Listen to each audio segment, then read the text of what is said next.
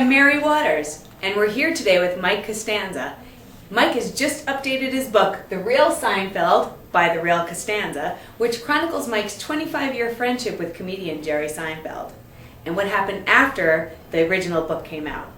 You may recall the headline-making $100 million lawsuit against Jerry Seinfeld, Larry David, NBC, Castle Rock, and a few other biggies.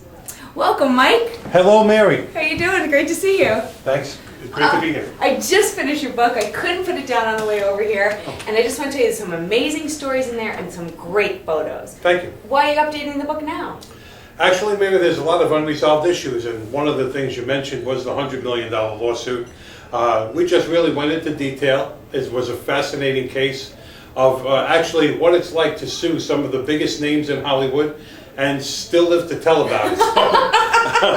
I'm still here. Yes, I got crushed in the lawsuit, but we're still here and we moved on and things couldn't be better. What can fans expect from the new chapters? Well, actually, besides the really fascinating $100 million lawsuit, the case against all of these people, there was the appeals verdict where we were totally vindicated by the appeals court, that's fabulous. which was nice. That a lot of people don't know. It was originally called a frivolous lawsuit, but in the appeals court, they did say that we had the right to sue. The case had merit, and they absolutely took away all the sanctions that the original court put on us. That's wonderful. We feel that had they originally been able to go to court the way that the appeals court said we should, then we would have been able to actually have a trial. If you look and see some of the trials now that they have, for example, the guy who sued for $54 million for his suit went to trial at the dry cleaners, but I couldn't get to trial, you know? So all of these things are going to be discussed. Also, what it's like to be a fly on the wall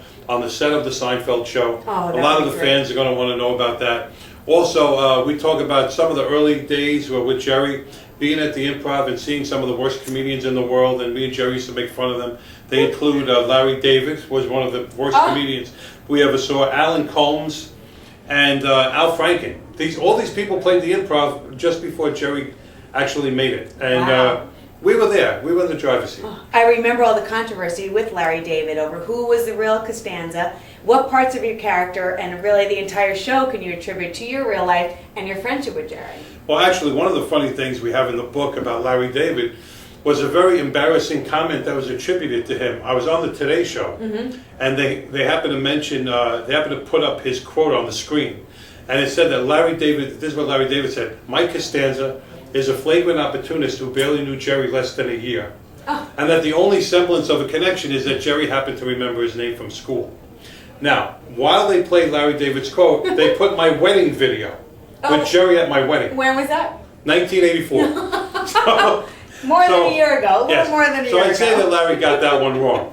Let me ask you this. When you think about it, what do you feel that Jerry could have done differently? Well, I just think that Jerry could have been, he could have been a better friend. He could have stood up a little more. He could have told the truth instead of standing on the sidelines, silenced. His silence spoke volumes, and I think he could have really said more. There's a lot of detail that I put in there about private conversations. The book is about, betrayal of friends and bitterness and disappointment, what it's like to be left behind. And funny thing is that Jerry once said, a quote attributed to Jerry was that, he said, Mike Costanza was in the cockpit when the plane took off. Except he pushed me out of the plane.